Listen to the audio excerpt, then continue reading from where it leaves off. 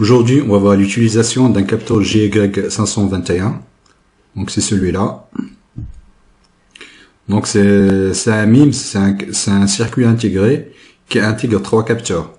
Donc il y a le capteur gyroscope à trois composantes, le X, le Y et le Z. Il y a également un accéléromètre à trois composantes, X, Y et Z. Il y a également un capteur de température.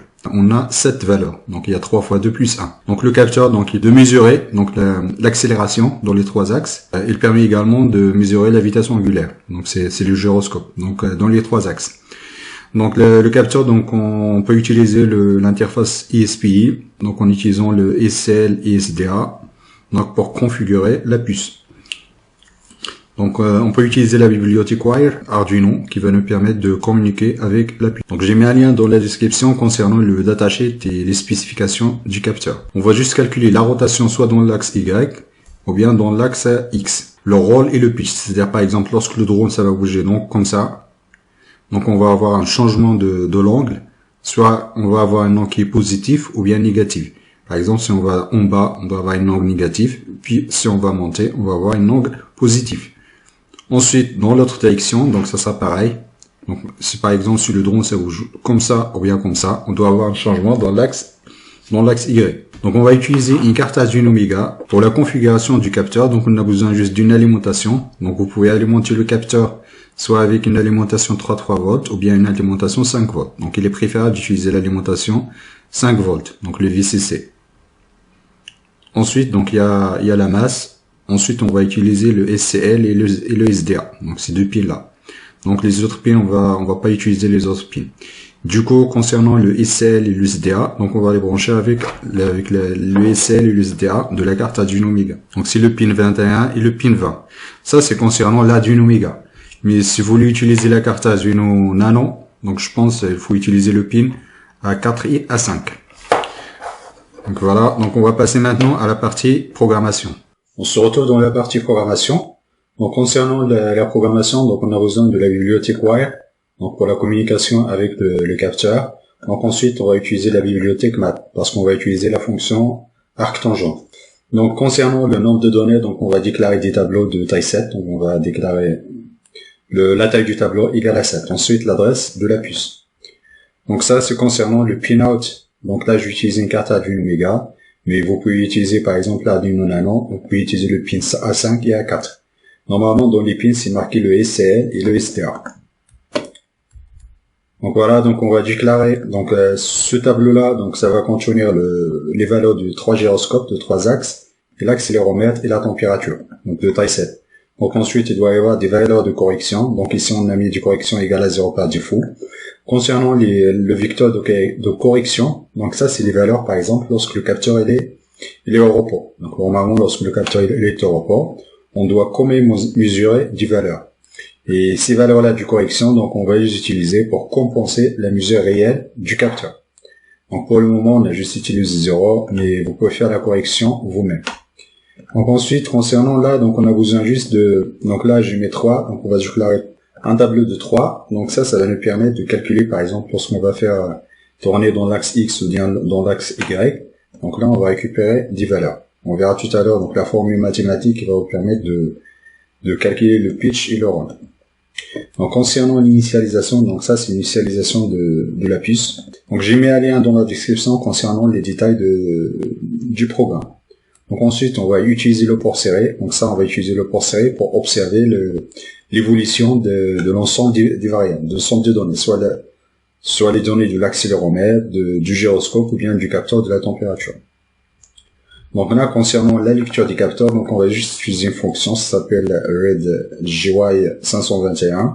Donc on lui donne le pointeur donc on lui donne le nom du premier tableau. Donc ensuite, et la valeur du correction. Donc ensuite, donc la fonction, donc il va remplir ce tableau-là. Lorsqu'on va faire appel à la fonction-là, on lui donne le tableau de correction. Ensuite, la fonction, elle va nous retourner, donc elle va remplir, elle va mettre à jour le contenu de ce tableau. Donc ensuite, ça, c'est la conversion. Donc là, ça permet de convertir les valeurs de l'accéléromètre en pitch et roll. Dans cet exemple-là, donc on va pas exploiter le gyroscope. Donc le gyroscope, c'est permet de mesurer la vitesse angulaire. Donc là, on va juste exploiter l'accéléromètre et on va pouvoir observer, par exemple, lorsqu'on va tourner le capteur dans l'axe X, dans l'axe Y, donc on va observer visuellement l'évolution de l'onde.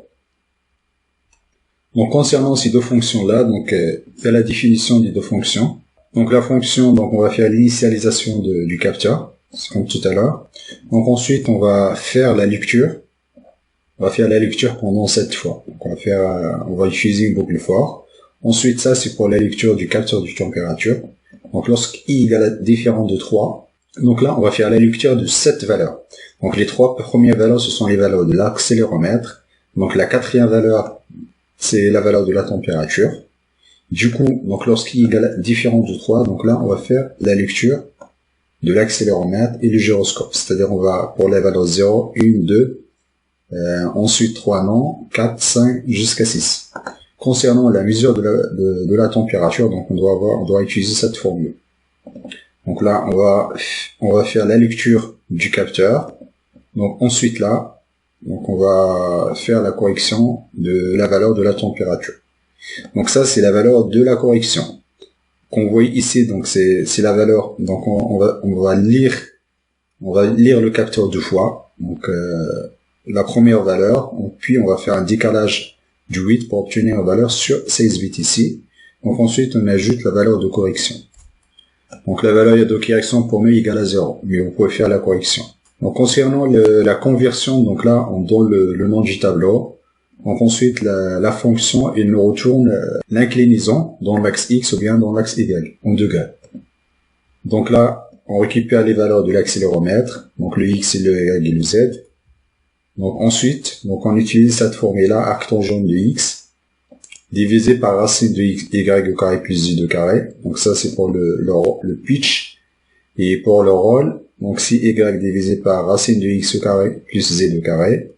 Pour le yaw, c'est Z divisé par X au carré plus Y au carré. Donc voilà, après donc ça ce sont des valeurs en radians. Donc là on va faire la conversion du radian en degrés. Donc on va multiplier par 180 divisé par P. Concernant la boucle principale, donc on va lire le capteur, donc on va récupérer les 7 valeurs. Donc ensuite on va calculer l'inclinaison dans l'axe X et dans l'axe Y. Puis on va afficher. Donc là, on va afficher l'inclinaison dans l'axe X, ensuite l'inclinaison dans l'axe Y. Donc concernant le programme, vous pouvez également afficher les valeurs de l'inclinomètre, c'est le 0, le 1 et le 2 du tableau. Concernant la température, c'est la valeur 3 du tableau. Concernant le gyroscope, c'est du 4 jusqu'à 6. Donc là, on va compiler le programme. Ensuite, on va transférer le programme. Ensuite, on va ouvrir l'interface, le traceur serré pour observer les signaux. Donc on voit ici, donc on a l'inclinaison dans l'axe X et l'axe Y. Donc on voit ici, donc là, donc le capteur c'est au repos. Donc normalement ça, les données qu'on observe dans l'écran, c'est que du bruit. Donc là, donc j'essaye de bouger le capteur, j'essaye de tourner. Donc quand vous voyez donc le signal rouge, donc ça suit l'inclinaison du capteur. Et là, donc je change l'inclinaison. Donc là, vous regardez, il y a l'inclinaison de X et l'inclinaison de Y. Quand je bouge comme ça, donc la courbe bleue, donc ça bouge. Et quand je change l'angle d'inclinaison, donc on fait l'inclinaison dans l'autre sens. Donc ça, c'est très important pour stabiliser le drone. Par exemple, lorsque le drone ça bouge comme ça, donc on doit agir sur le moteur pour stabiliser le drone. Donc ça, ce sont des valeurs de l'accéléromètre. On verra tout à l'heure, peut-être on va utiliser le gyroscope. Soit on va utiliser les valeurs du gyroscope, puis on va faire une intégration pour obtenir la position. Ou bien on va faire une double intégration de la valeur de l'accéléromètre pour obtenir la position.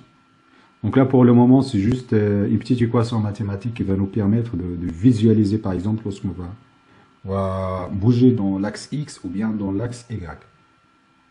Voilà. Par exemple, si le moteur tourne comme ça, donc on va agir sur la vitesse de telle manière de le stabiliser. Donc l'objectif, c'est d'avoir une valeur qui est stable, c'est-à-dire donc la dérivée doit égale à 0. Donc là, on peut également observer les valeurs du gyroscope. Concernant la valeur du gyroscope, ce sont des vitesses, c'est des vitesses angulaires. C'est-à-dire il faut bouger trop rapidement le capteur pour pouvoir observer les signaux.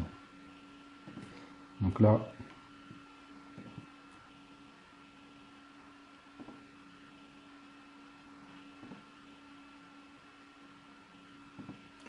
donc voilà, normalement ici la vitesse est nulle parce que le capteur il est au repos.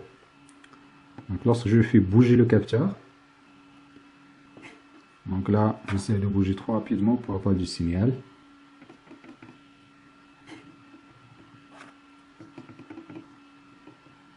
Voilà. Donc le signal brut du gyroscope c'est inexploitable. Donc il faut faire des traitements, il faut faire une intégration. Pour obtenir la position, par exemple, donc là je bouge dans l'espace X, Y et Z. Pour obtenir la position, par exemple, du drone, lorsque ça bouge, ou bien l'angle, donc il faut qu'on intègre la vitesse. La vitesse, c'est la dérivée de la position. Voilà, donc quand on voit ici donc l'accéléromètre, donc on observe visuellement les données de l'accéléromètre. Donc on peut également observer les données de l'accéléromètre.